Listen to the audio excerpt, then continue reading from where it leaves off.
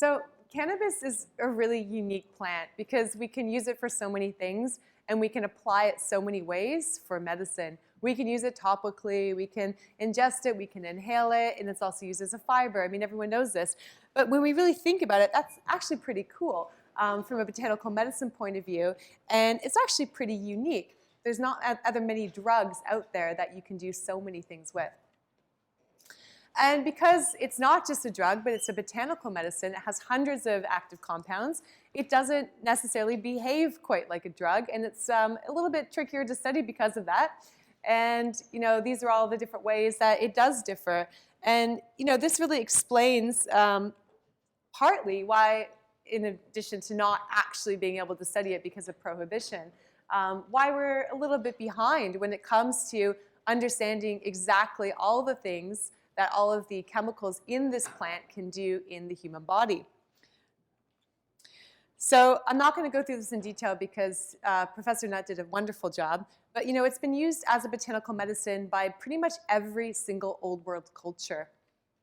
The Akkadians, the Sumerians, the Chinese, the Egyptians, the Indians, they still use it today. I spent a lot of time in India studying meditation and Ayurveda, Indian medicine, and it's still used today. In fact, it's one of the most common kind of power herbs in a lot of the Indian medicine or Ayurveda formulations. And they can't really use it anymore because it's actually technically illegal in India, although that might change soon with medicinal use. But for the time being, it's really only used by the sadhus, the wandering monks in India. And all of these different groups all use cannabis as a medicine. It's all in their texts. They all record it in its medicinal uses. George Washington wanted every farmer in the US to grow it, similar to Henry VIII wanting every farmer in the UK to grow it. So, it's been an important plant for many, many years.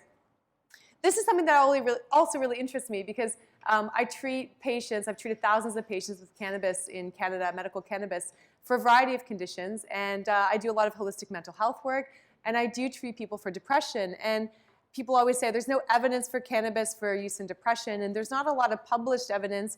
But there is, as far as randomized controlled trials, but even as far back as 150, 200 years ago, there were physicians and medical writers documenting its case usage in treating depression. So it does have a long history of use.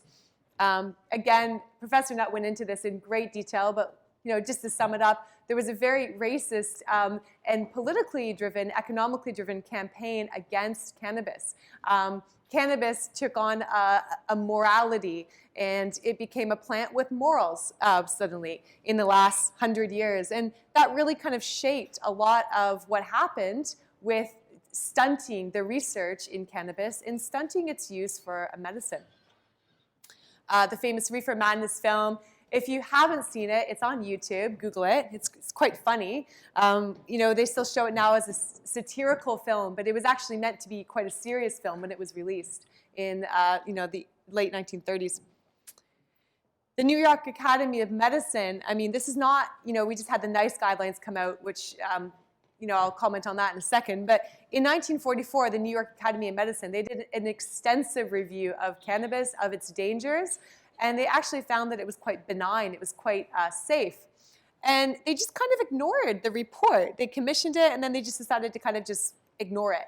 So, this is not new, what we're seeing with the NICE guidelines coming out. As Professor Nutt said, it was just, banned from the pharmacopoeia as a medicine in 1971. In the US, it was banned before that, about 20 years prior. So, this is when things start to change.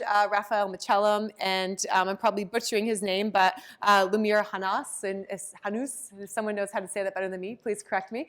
But they were basically really instrumental because Dr. Lumir, he was one of the ones who discovered the endocannabinoid system, the system that we have in our own bodies that utilizes cannabis-like chemicals that we make. And that was in the late 80s, 1989, 1990. He was discovering this system. And people always say to me, doctors included, when I teach my colleagues about cannabis as a medicine, they always say, oh, it's just a snake oil, it's a cure-all, how can it possibly do all those things? Well, it's because we have a system, when we've co-evolved with this plant, to have a system that utilizes very similar compounds. They're not exactly identical to the plant, but the plant ones fit in pretty well. I'm not going to go into the details, but basically they do a lot of different things, and you can sum up the endocannabinoid system by saying it's the main balancing system in our brain and our body. So it maintains something we call homeostasis, and it does that by doing things like helping us, the acronym is eat, sleep, protect, relax, forget. So everything from pain perception to helping us respond to trauma, to inflammation. It works in the immune system. We even have receptors for cannabinoids in our reproductive system. So it really is very, very widespread. So I grew up in the US. By nationality, I'm British and Canadian, but I grew up in the US, and I grew up in the war on drugs era. So I grew up with quite a deep-seated fear of drugs in general. And when I moved back to Canada and went to medical school in the early 2000s, medical cannabis had already been legalized.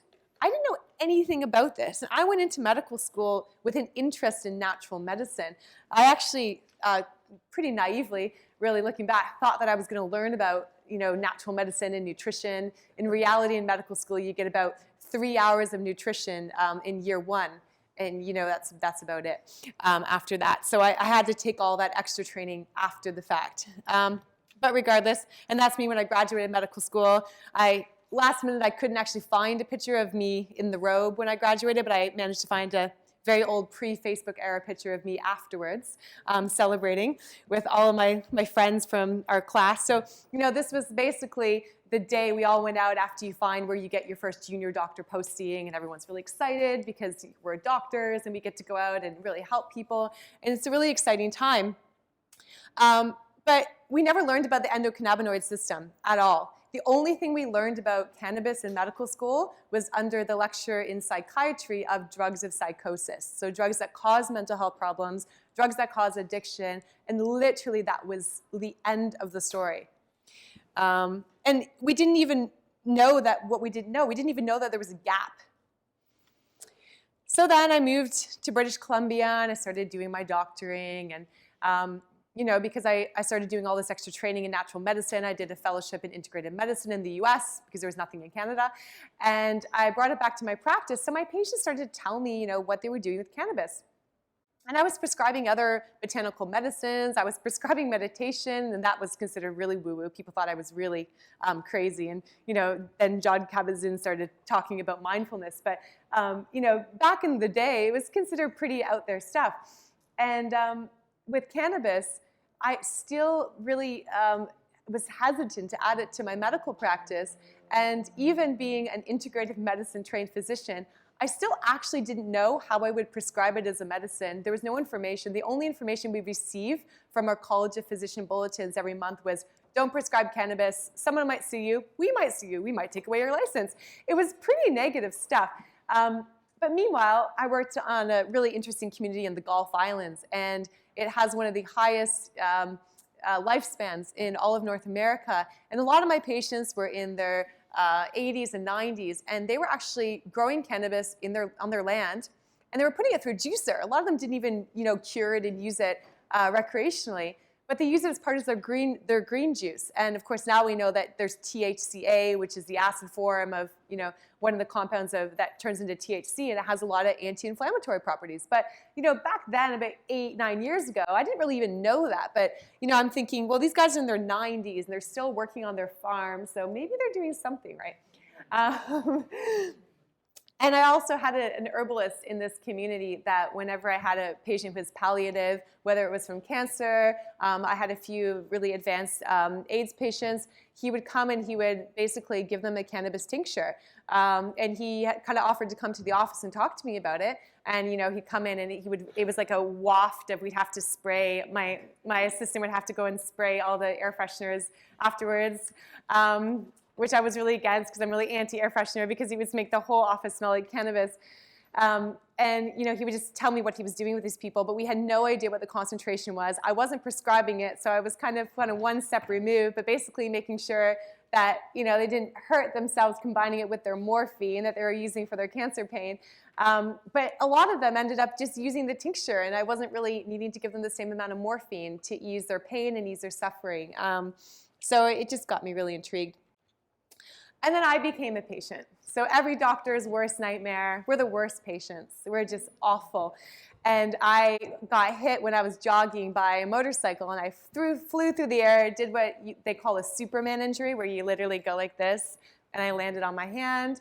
And that resulted in me blowing completely all the ligaments, the intrinsic ligaments that hold your hand bones together. So yes, I did break bones, but on top of that, I had an injury, pretty much the only hand injury that they can't really fix.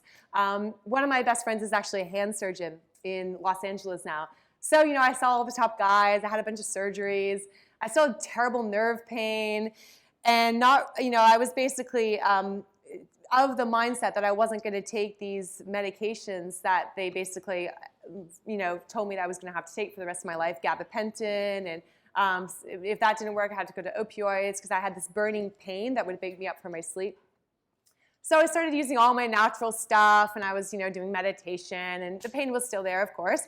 But then I went to my favorite medical conference I look forward to every year. It's kind of like this, not quite the same, but it's the Integrative Medicine Conference in San Diego. And one of my colleagues there was a child psychiatrist, and he was actually treating children with epilepsy using cannabis. And he was one of the first ones in the States, and he said to me, and I used to have to wear this fancy brace, and he said, oh, what happened to your hand? I told him. He said, well, there's a stand over there, and they do these topical cannabis preparations. Why don't you just go and get a sample, and maybe it will help your nerve pain. So I was like, okay.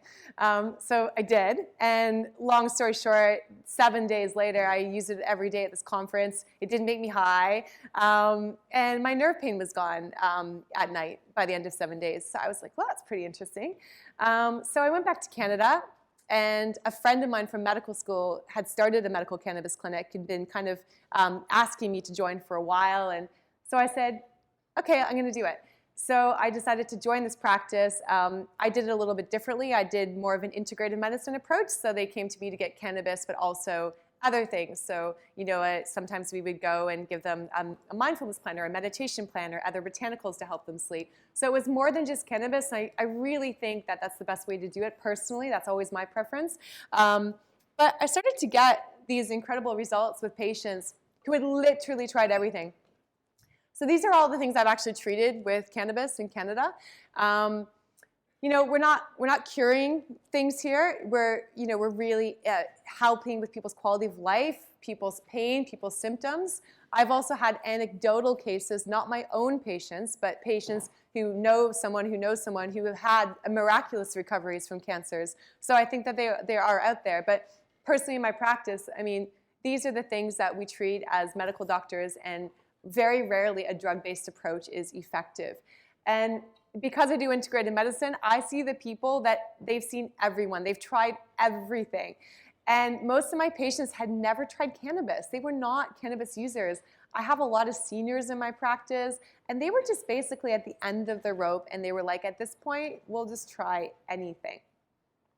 So it really is amazing, some of the things I was seeing. And just to remind you, okay, why is this working? This is just the non-intoxicating chemicals of the plant. This is not including THC, some of the breakdown products of THC.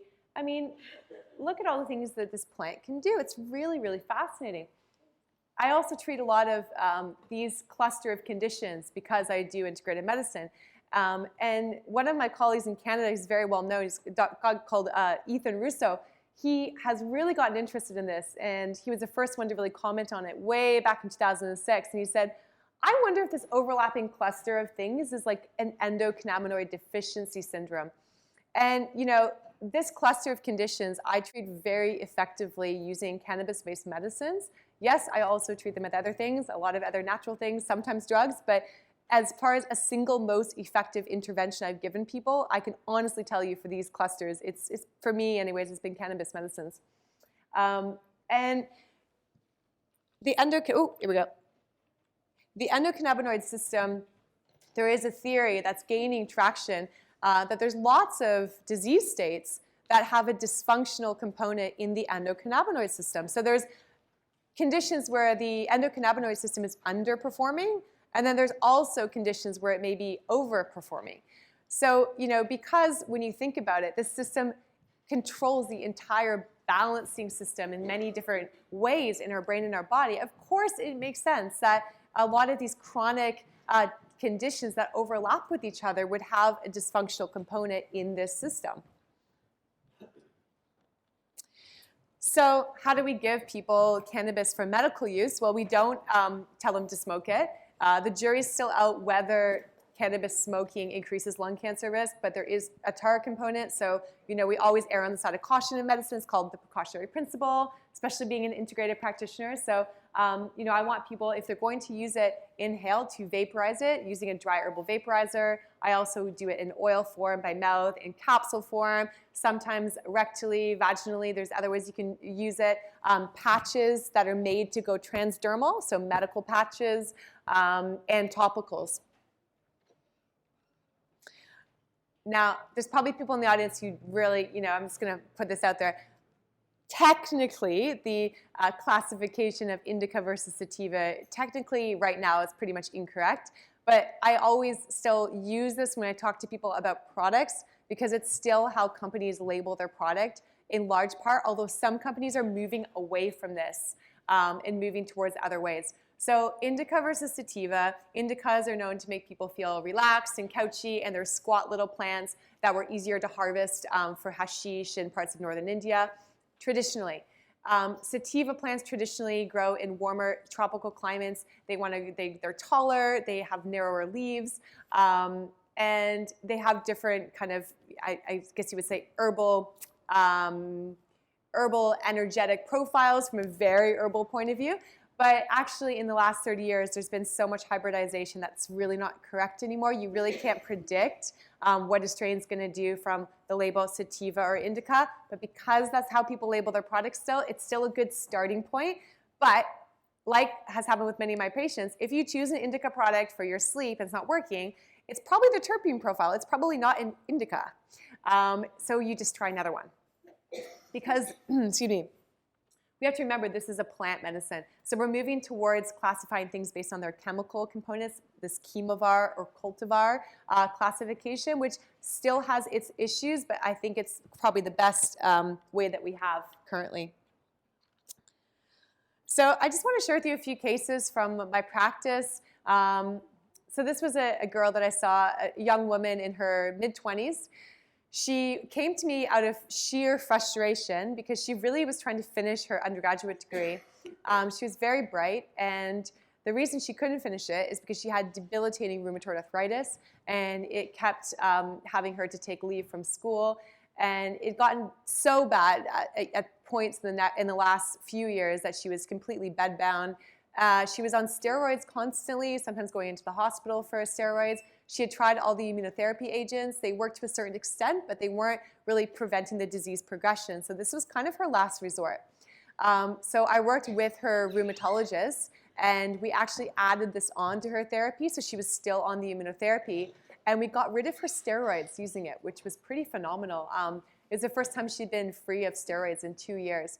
And she went to a very low dose of her other medications, and she went into remission. And for her, it was completely life-changing. She went back to school. She could exercise again. She could be a normal 25-year-old.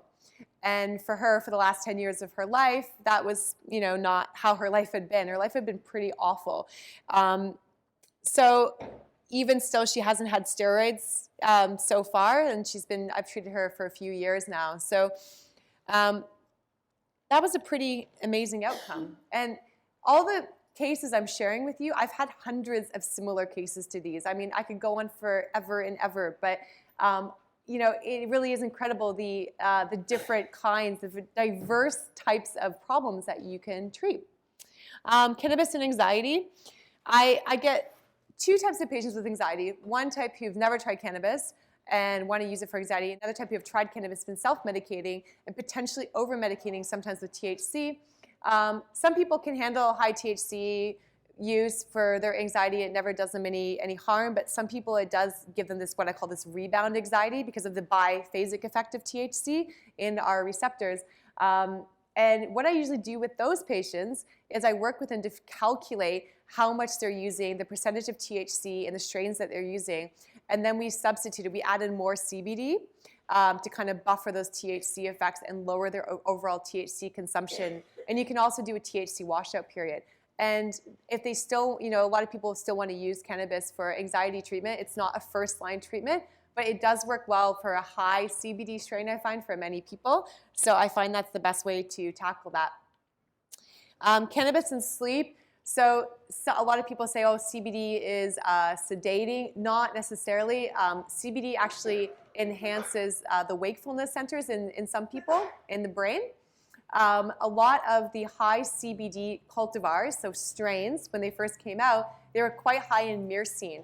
Myrcene is a terpene, another chemical in the plant that's very calming and sedating.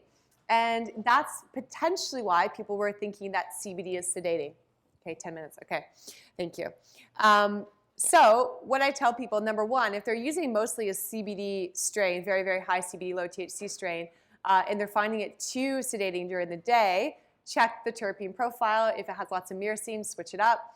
If you're trying to use it for sleep, you want that myrcene. And I find with cases where I'm treating people with really bad insomnia, they're already on sleeping pills, and we're trying to substitute the sleeping pills. Adding THC is usually necessary in those cases. I've had patients say this to me so many times. I feel like I know what it's like to sleep normally for the first time in my life. Like they wake up feeling rested. And I do think it's probably lower risk than the benzodiazepines and the other prescription sleep aids that doctors really hand out quite liberally. It should, it's interesting to note people always say, oh, there's no research for cannabis. Well, an important point is most of the drugs we use for chronic conditions in medicine, including sleep, anxiety, depression, a lot of them are only tested for 6 weeks. Benzodiazepines are only meant for a 6-week usage period. They're not meant to be prescribed for years chronically. It's called an off-label usage. I would say 60% of the drugs, maybe 70% of the drugs I use in my practice are actually off-label usages. So they've actually never been researched for the purpose that we use them for clinically. And no one seems to be upset about that. But for cannabis, for some reason, there's a different standard. So I always find it very interesting.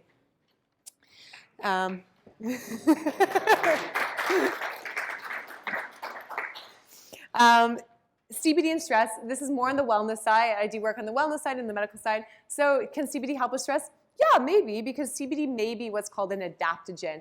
It works on the endocannabinoid system. It may help buffer the fear response. THC can do this too. So, when I find with stress, managing stress with cannabis, usually less THC, less is more. Over-medication can actually sometimes cause more problems in the longer term for some people. So I usually say, start low, go slow, start with a high CBD, low THC ratio, and go from there. This was a gentleman I saw for chronic pain, and he basically came to see me because his life was falling apart, and he had young kids, and he was on disability, and he basically felt like he had no quality of life left. He came to me, he apologized actually when he first saw me. A lot of patients do that. They come in, they're like, I'm really sorry, I'm a train wreck. I'm like, it's okay, you don't have to apologize. That's why you're here. But he came to me with probably, I think, 15 medications and a problem list that was like a mile long. So we worked together and we started some medical cannabis with him, and he had really bad chronic pain and he was on opioids. He had had a work accident years before and he was put on these opioids, and they helped at first, but over time he had the development of what I see a lot of the time is this opioid hyperanalgesic syndrome, which is a fancy science word for saying the pain got amplified because of the opioids, because it started to do the wrong thing at the receptors in the brain for pain. So we had that happening, but he was hooked on them. He was physiologically, he wasn't an addict, he was physiologically dependent on these medications that his doctor had been prescribing to him. So we got him off of opioids completely, and his depression started to go away. Now, I mean, some people may always have to manage their mood, and he's probably one of them, but he went from being severely depressed and in such horrible pain, and depression and pain go hand in hand, because what happens when you're in chronic pain is the brain goes, ooh, it's not safe. I'm just going to retract and kind of withdraw and conserve energy. And when you start to alleviate people's pain and you start to get them to sleep better, a lot of times their depression gets better because it's all related. These things are not separated in the brain. We don't have like a depression part of the brain, a pain part of the brain. It's a little bit more complicated than that. So yeah, he said that the stuff saved his marriage. He basically completely turned around. He went back to work part-time. His relationship with his family improved. His kids, he was able to pick them up again. And that was like a big thing for him because he felt really removed from his children. He couldn't pick them up before. I'm going to go through this. Depression, anxiety. Easy for depression, anxiety. I'm going to get to the last case. Okay, this is my last. I always get asked about this. This is a woman I saw for chronic migraines. Again, she tried every drug. And her life was kind of awful because of these migraines. She was in bed a lot of the time. She was missing a lot of her kid's life because of these migraines. And we got her on a cannabis medicine plan using a base of a high CBD oil. And then when she had an attack, we would basically abort the attack with a vaporized strain that had a good amount of THC in it and some beta-carotene, myrcene, those kind of terpenes. And it just worked like a charm. So take home point, these things work together.